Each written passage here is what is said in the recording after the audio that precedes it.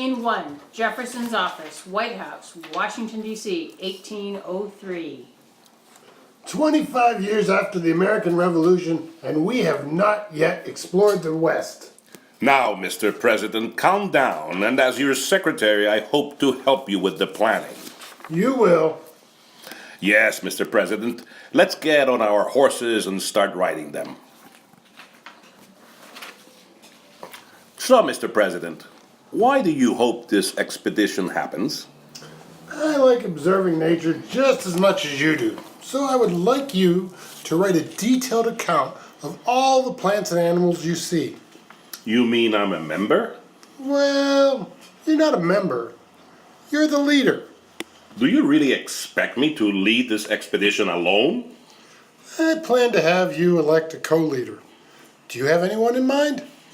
Well, I want a dear friend, someone who trained with me in the army and who knows wilderness survival just as well as I do. I'm guessing you mean William Clark. Thou art right indeed. Speak of the devil. We're in front of his house. By golly, you're right.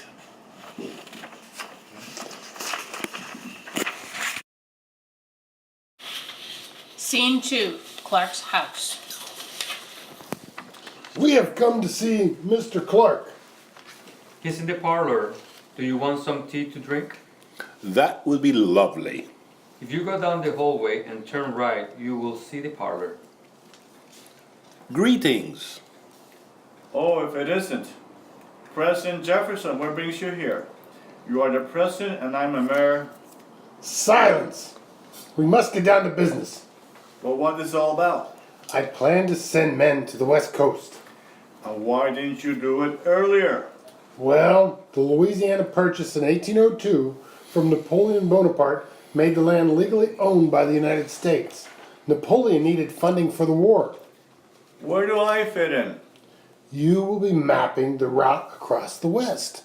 I have been trained in preserving specimens by Benjamin Rush and in medical care by my mother. I suppose that will be greatly needed on the expedition. I'm getting hungry. Mr. Lewis, I found your dog out in the woods when I was hunting for wild pigs. So for dinner, wild pig it is. Hi. Clark, you're the co-leader.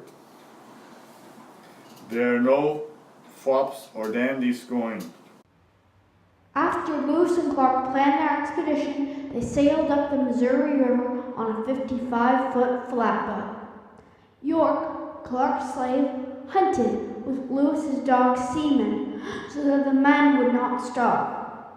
They made winter camp among the Mandan-Hidatsa tribe, where they met French fur trader Toussaint Charbonneau and his 2 Indian wives.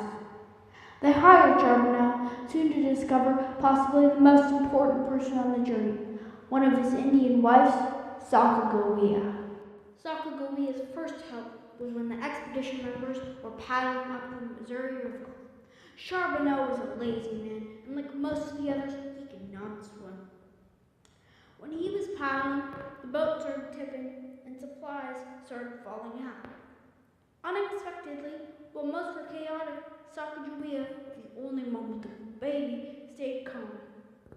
She picked the most important items to save first, and then the less important. Another story is how the expedition members got horses to cross over the Rockies. While the expedition members were again canoeing, they saw some Indian women.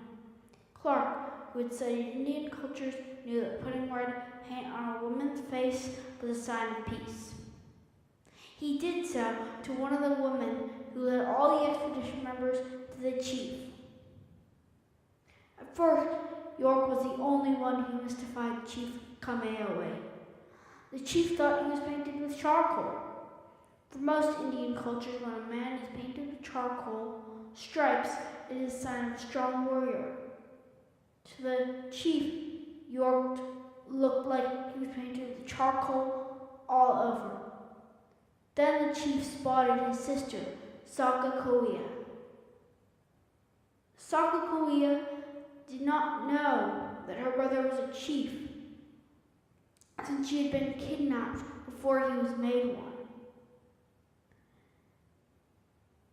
She was very happy to see her brother, and then instantly Chief Kamehameha started trading. Now, the expedition members had to get across the Rocky Mountains. The journey was tougher than any of them expected. In spring, they started over the Rocky Mountains. Because of the Rockies' high elevation, the season didn't matter and it was still snowing very hard. Over the Rockies, a lot of horses died. Food was scarce, so when a horse died, it was eaten. Still, even with all of the horse meat, they were hungry. When they reached the other side of the mountains, they were greeted by the friendly Nez Perce Indians, who served them a huge feast of berries and game. The Nez Perce Indians told them that it was a 2-week journey by canoe to the west coast of the continent. Lewis and Clark were very relieved that their goal was finally in sight.